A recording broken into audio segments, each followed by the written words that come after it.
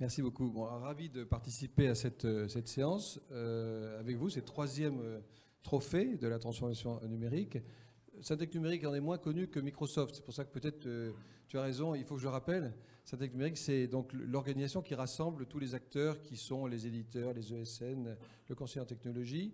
C'est 2000 adhérents. C'est une organisation qui est pour moitié Île-de-France, pour l'autre moitié les grandes régions. Qui représente 20 ou 25 grands groupes, comme Microsoft en particulier, une centaine d'ESN, 120 ESN comme Devoteam, que je préside, et puis le reste, c'est des PME et des TPE et des startups. Donc, pour ceux qui connaissent Syntec Numérique, ce n'est pas les ESN, c'est véritablement en fait un tissu de petites entreprises qui sont réparties un peu partout sur le territoire. Et effectivement, notre enjeu aujourd'hui, c'est en particulier d'accompagner le tissu économique en France vers la transformation. Et on a un tas d'enjeux sur la transformation des PME. Et voilà. Alors, si on parle de transformation numérique, moi, j'ai un certain âge, un certain passé, même si je suis président de Syntec Numérique depuis 1 an et demi. Et au fond, les ruptures technologiques, j'en ai connu beaucoup. On a créé des Devoteam sur le sujet de TCP/IP qui s'est généralisé, l'espéranto de l'époque, hein, sur l'arrivée des nouveaux opérateurs télécoms. Donc des ruptures, il y en a eu beaucoup. Et en même temps, aujourd'hui, on vit quelque chose de nouveau. Je ne vais pas vous faire un cours sur le sujet, mais au fond, le retour que je pourrais faire au bout de 4 ou 5 ans de cette transformation numérique qu'on a dans la bouche tous les jours, c'est qu'on sort de la petite enfance. Je ne sais pas si on est rentré dans quoi on est rentré. Je ne suis même pas sûr qu'on soit dans l'adolescence, mais on sort de la petite enfance avec, au fond, une époque où on a cornérisé les DSI, où on a imaginé que l'avenir, il était avec les CDO, où on a imaginé, à travers d'époques, qu'on allait réinventer l'avenir.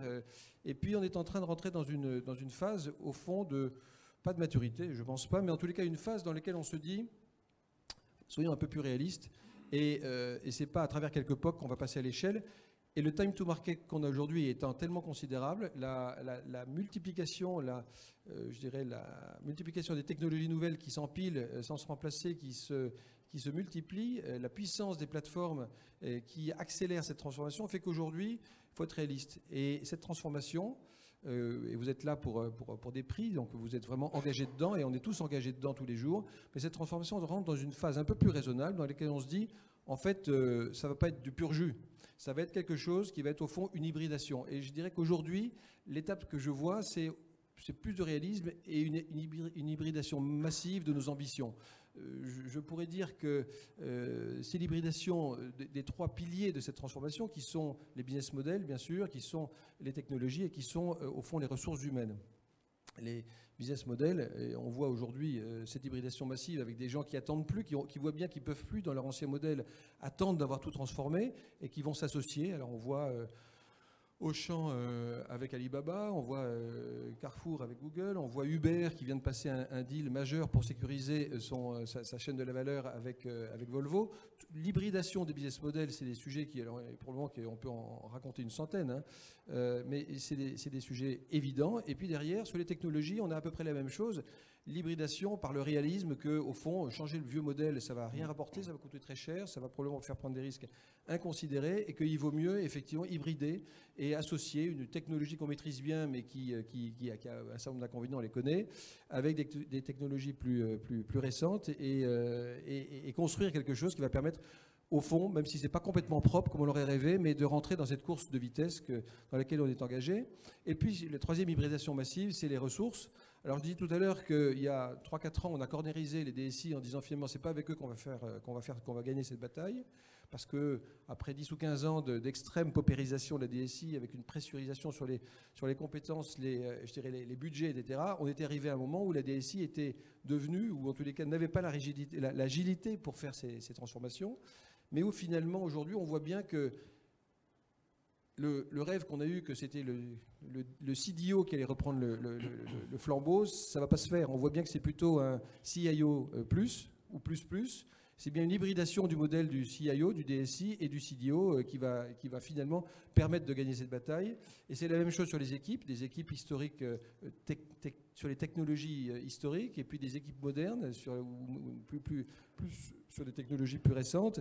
C'est un fonctionnement compliqué entre des équipes qui vont se mélanger en essayant de se respecter. C'est des nouveaux modèles RH de compétences qu'il va falloir faire fonctionner ensemble. Donc, voilà, je constate que finalement, en 3-4 ans, on a pris du réalisme et on est en train d'apprendre qu'il n'y a qu'avec l'hybridation d'à peu près tout qu'on va réussir. Après, j'aurais tendance à dire qu'au fond, pour ça que je disais, on n'est peut-être encore que dans la petite enfance ou dans l'enfance tout court, parce que je vois, et j'animais hier le premier grand débat sur la donnée qu'on a lancé au Syntec Numérique, qui tournait autour de la donnée personnelle. Et évidemment, le sujet, ça a été le RGPD, ça a été assez présent dans les débats. Il y a eu des passes d'armes assez chaudes entre Isabelle Fac-Perrotin de la CNIL et Gaspard Koenig et Mounir Majoubi. Donc c'était extrêmement passionnant, mais on voit bien qu'au fond, très très vite au-delà du sujet réglementaire du RGPD, arrive un sujet qui peut-être va être ce que l'UX est aujourd'hui à l'IHM. Pour les plus anciens, vous vous souvenez ce que ça veut dire, IHM, c'était l'interface homme-machine, il y a peut-être 25 ans, je me suis plus 30 ans, je ne sais pas. Aujourd'hui, on est dans l'UX. Et dans le domaine du RGPD, j'ai envie de dire que le RGPD, c'est l'IHM de demain, mais dans pas très longtemps. Pour moi, demain, c'est dans 1 an ou peut-être dans 2 ans, qui va être la confiance. Je pense que le sujet de la confiance, ça va bien au-delà de ce que le RGPD peut nous apporter. Et les transformations numériques qu'on est en train d'opérer, si on n'est pas capable d'intégrer la confiance dedans et de faire qu'on crée une relation avec nos utilisateurs internes ou avec nos clients, et en particulier nos clients, c'est pas le RGPD qui va nous sauver, qui va faire que le business model va tourner. La confiance, c'est quelque chose qu'il va falloir intégrer au même titre que le parcours utilisateur.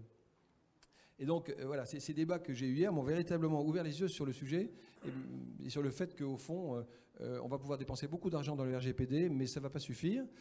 Et au final, derrière la confiance, on va avoir quoi? On va avoir la morale, l'éthique, on va avoir l'innovation positive. Donc autant de sujets qui sont des avalanches, qui ne sont pas que technologiques, mais qui nous montrent que la transformation n'est qu'au début. Et même si on a l'impression qu'on a beaucoup progressé et qu'on a beaucoup appris, finalement, on est tout au début d'un processus qui est massif. Donc voilà peut-être les 2 points que je pouvais partager avec vous, sur lesquels je suis persuadé que vous avez tous beaucoup aussi d'avis et d'expérience, puisque je vois un certain nombre de gens qui ont déjà vécu pas mal de transformations. Mais voilà, on vit une époque formidable et je suis très heureux de la partager avec vous pour cette soirée.